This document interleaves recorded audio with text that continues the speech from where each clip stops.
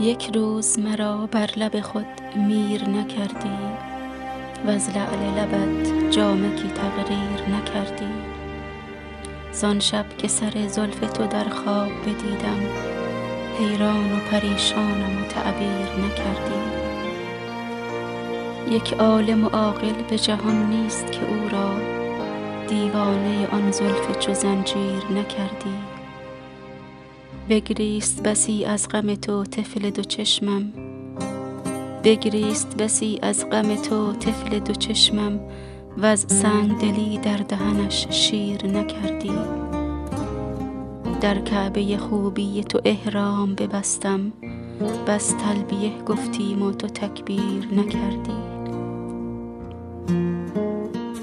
بگرفت دلم در غمت ای سرو جوانبخت، شد پیر دلم پیروی پیر